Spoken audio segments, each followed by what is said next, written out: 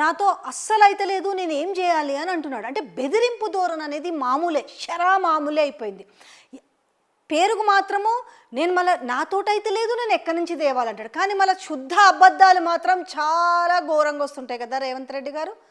Cantonment అభివృద్ధికి 4,000 కోట్లు ఇచ్చినామని ఈరోజు బై ఎలక్షన్ సందర్భంగా మీరు పదే పదే చెప్తారు. పైసలే లేవు కదా, మీరు 4,000 కోట్లు కంటోన్మెంట్ అభివృద్ధికి ఎట్లా ఇచ్చారు?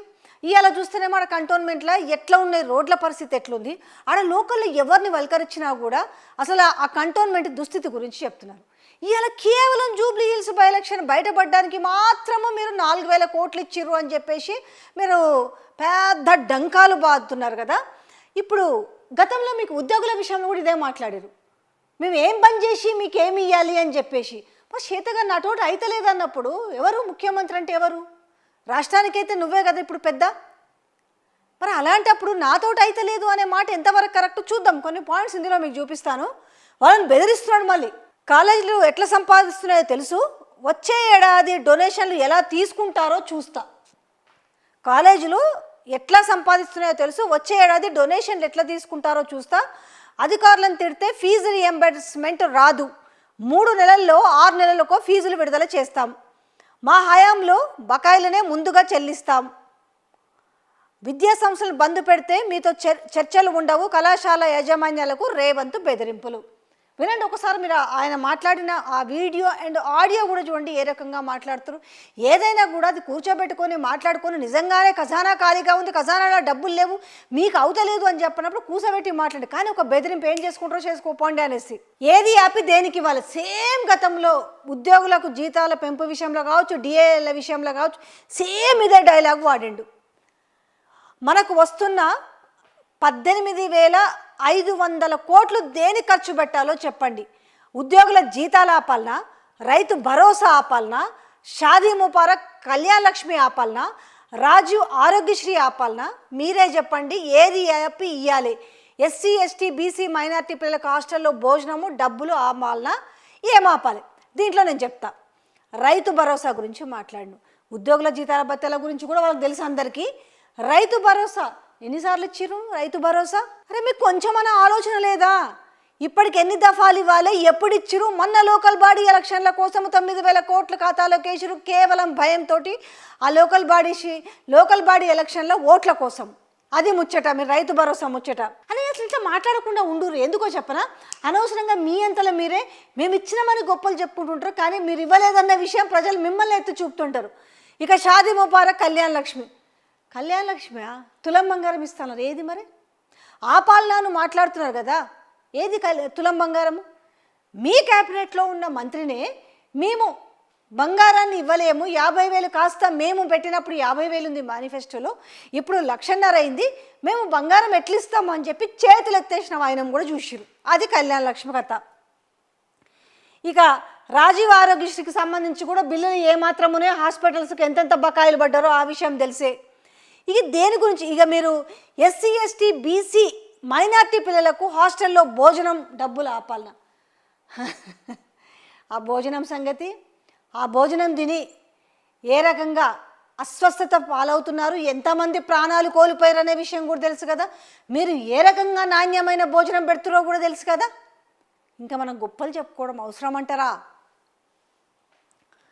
ఇక తమాషాలు చేస్తున్నాం, ఆదాయం లేదు, అప్పు పుడతలేదు, ఏం చేయాలో తెలుస్తలేదు, మీరే చెప్పండి. మరోసారి చేతులు ఎత్తేస్తే ఏదో చెప్పాలంటే మీరెందుకు ముఖ్యమంత్రిగా? ఇంకొకరు ఉంటారు కదా. ఇప్పుడు ఇంటికి ఒక పెద్ద ఉంటారు, ఆ ఇంటికి ఆ యజమానులు ఎవరైతే ఉంటారో వాళ్ళే ఎంత కష్టం వచ్చినా అప్పే తెస్తాడా, సప్పే తెస్తాడా, దాన్ని తీసుకొచ్చి ఆ కుటుంబాన్ని సవ్యంగా నడపాలి, నేనున్నానని భరోసా ఇవ్వాలి రాష్ట్ర ప్రజలకు. అలా కాకుండా అసలు అప్పు పుడతలేదు, నన్ను ఏం చేయమంటారు అని చేతులేస్తే ఏంటి? ఎత్తేస్తే ఆదాయం లేదు, అప్పు పుడతలేదు, ఏం చేయాలో తెలుస్తలేదు, మీరే చెప్పండి. మరోసారి చేతులు ఎత్తేసారు. మళ్ళీ ముఖ్యమంత్రి రేవంత్ రెడ్డి నోట మళ్ళీ దివాలా వ్యాఖ్యలు. పరిపాలన, ఆర్థిక నిర్వహణ తన వల్ల కావడం లేదా నిస్సహాయత. నెలకు వచ్చే 18,000 కోట్లు వేటి కోసం ఖర్చు పెట్టాలి, ఖర్చులు పోగా మిగిలేది 5,000 కోట్లతో వాటితో ఏం చేయాలి? ఫీజు రియంబర్స్మెంట్ పైసలు ఎక్కడి నుంచి తేవాలి? రైతు బంధు ఆపాలనా, రైతు బీమా ఆపాలనా, ఆరోగ్యశ్రీ ఆపాలనా? ఆదాయం ఉద్యోగుల జీతాలకే పోతుంది, నెల ఆపాలనా మరి, ఛార్జీలు పెంచుతామంటే ప్రతిపక్షం అడ్డుకుంటున్నది. ఇది ఇక మళ్ళీ ఇంకొకటి ఏంది దీనిపైన, నిజంగానే ఎక్కడ ఏం మాట్లాడాలో తెలియదు, అనవసరంగా ఇది మాట్లాడతాడో అర్థం కాదు. పనికి రాదంటూనే మళ్ళీ పరిపాలన మాత్రం కమాండ్ కంట్రోల్ రూమ్ నుంచి చేస్తాడు. పనికి రాకపోతే పోవడం ఎందుకు? మీకు అంత వేస్ట్గా అనిపిస్తే దాన్ని తీసుకెళ్ళి ఏ 5 స్టార్ హోటల్కో దేనికో రెంట్కి ఇవ్వండి. లేకపోతే వాటిని వాడుకుంటూనే పనికి రావంటూ వ్యాఖ్యలు ఏందో కూడా తెలియదు. సో ఈ రకంగా నా దగ్గర పైసలు లేవు, నేనేం చేయలేను అని రావాల్సిన బకాయిల గురించి బెదిరింపు ధోరణి మాటలు మాట్లాడుతున్నారు. అరే దాన్ని కూర్చోబెట్టి ఒక చర్చలు చేసి, ఎందుకంటే నా బాధ వాళ్ళు బయటకు వచ్చి చెప్పారు, అది మీడియాలో వచ్చింది. చలో మనం ఏం చేయాలి, ఇంకా బెదిరించాలి, బెదిరిస్తే దారికి వస్తారు, ఇంతే కదా. జరుగుతున్న వ్యవహారంలో తేడా ఏముంది? సో ఇది జూబ్లీ హిల్స్ ప్రజలు గమనించండి. ఏదో సామెత ఉంది కదా, పదే పదే బీఆర్ఎస్ వర్కింగ్ ప్రెసిడెంట్ కేటీఆర్ గారు మాట్లాడుతున్నారు కదా, ఏమంటే చూడు కన్నతల్లికి అన్నం పెట్టలేనోడు పిన్నమ్మకు గాజులు చేపించినట్టుంది, బంగారు గాజులు అన్నట్టుగా సేమ్ అట్లనే ఉంది. మరి మేము ఇన్ని చేస్తాము అన్ని చేస్తామని ఎట్లా చెప్తారు? మరి మీ దగ్గర పైసలు లేవు కదా, ఎట్లా చేస్తారు? మరి మీ దగ్గర పైసలే లేవు కదా. 4,000 కోట్లు మీరు కంటోన్మెంట్కి ఇచ్చిరా, మరి మీ దగ్గర పైసలే లేవు కదా. 300-400 కోట్లు మీరు జూబ్లీ హిల్స్ అభివృద్ధి కోసమని మీరు నిధులు విడుదల చేసినామన్నారు కదా, ఏమైనాయి మరి? ఆ 300-400 కోట్లు ఇప్పుడు ఎలక్షన్లో పంచడానికి సరిపోతున్నాయా? ఎలక్షన్లలో తిరగడానికి సరిపోతున్నాయా? బతుకమ్మ పండుగకు లేని చీరలు ఇప్పుడు ఇవ్వడానికి ఇప్పుడు ఇస్తామని చెప్పి ఎలక్షన్ కోడ్ ఉన్నప్పటికి కూడా ఈరోజు చీరలు ఇస్తామని చెప్తున్న వాటికి వచ్చినాయా? ఎక్కడి నుంచి వచ్చినాయి? ఏం చేసినా మీరు 300-400 కోట్లని ఈరోజు ప్రజలు అడుగుతున్నారు. సమాధానం ఏది? అసలు మనం ఇచ్చిన హామీలేంది, మనం మాట్లాడుతున్న మాట ఏంది అనేసి ఒకదానికొకటైతే పొంతన ఉండాలి కదా. ఏమని ఇచ్చారు మరి హామీ? మహిళలకు 2,500 రూపాయలు ఇస్తామంటారు, పెన్షన్ 4,000 రూపాయలు చేస్తామంటారు. ఒక్కొక్కటి ఎన్నని చెప్పాలి, చెప్పి చెప్పి చెప్పి మాకే గొంతును వస్తుంది తప్ప మళ్ళీ పూర్తిగా నాతోటి శాతం అయితే లేదు. చేతులు పూరా ఎత్తేసిన. ఏమనంటే అడ్డగోలుగా మాటలు అంటారు, అవి ఆ మాటలు మాట్లాడడం ఓదానికి ఒకటి సంబంధం ఉండదు. నిన్నేం చెప్పినాము, ఈరోజు ఏం చెప్పినాము, మరుక్షణంలో ఏం మాట్లాడుతున్నాం అనేది తెలియదు. ఈరోజు కాళేశ్వరం కట్టడం అవసరమా, కమాండ్ కంట్రోల్ కట్టడం అవసరమా, సెక్రటరీ కట్టడం అవసరమా, ప్రగతి భవన్ కట్టడం అవసరమా? ఇట్లాంటి ఏమి కట్టకుండా ఏం చేయాలి మరి?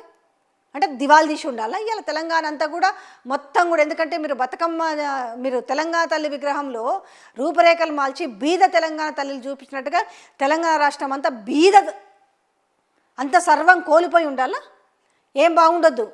మన హైదరాబాదు మన తెలంగాణ ప్రపంచ పటంలో ఉండకూడదా? ఇజ్జత్ తీసుకొని దివాళి తీసిన ఇప్పటికీ అయిపోయింది కదా. మీరు వచ్చిన కాంచి ఎవరన్నా కూడా ఎట్లా ఇంటోడు ఇంటి పెద్దకు 10 రూపాయలు పుట్టాలంటే వాడు కనీసం 4 మాటలన్నా గొప్పగా చెప్పుకోవాలి కదా. ఆ ఇంట్లో ఉన్న నలుగురిని నేనున్నానన్న భరోసాతోటి కాపాడుకొని వాళ్ళకి 4 పూట్ల 3 పూట్ల కింద పెట్టాలంటే కనీసం గంభీర్యంగానే ఉండాలి కదా. నా తోట అయితే లేదు, నా దగ్గర ఏం లేవు, నాకు అప్పు పుడతలేదు అంటే ఎవడిస్తాడు? ఎవడు ఇయ్యాడు. మళ్ళీ నేను అన్ని తెచ్చినా ఇన్ని తెచ్చినా పెట్టుబడులు అని చెప్తే ఆ రోజు ఏమైంది? వచ్చినాయి అవి కాగితాల మీద వరకే ఉన్నాయి. ఒక మాటకి ఇంకొక దానికి లింక్ ఉంటుంది కదా. మీరు ఈ రాష్ట్రానికి ఇన్ని వేల కోట్ల పెట్టుబడులు తెచ్చినామని చెప్తిరి, ఆ అన్ని వేల కోట్ల పెట్టుబడులు లెక్కన వాయినో మీరు ఎప్పుడు చెప్పినా ఒకటే లెక్క చెప్తారు. నెలకి 18,500 కోట్లు వస్తే దాంట్లోనూ ఏం చేయాలా? మళ్ళీ దీంట్లో ఎక్కడ రిచ్నెస్కి తగ్గేది లేదు. ప్రభుత్వంలో మంత్రులు కావచ్చు, లేకపోతే మీరు కావచ్చు, ఏది తగ్గేది లేదు. కానీ మీ మాటలకు మీకే ఎఫెక్ట్ చూపిస్తున్నాయనే విషయాన్ని కూడా గుర్తుపెట్టుకోండి జర.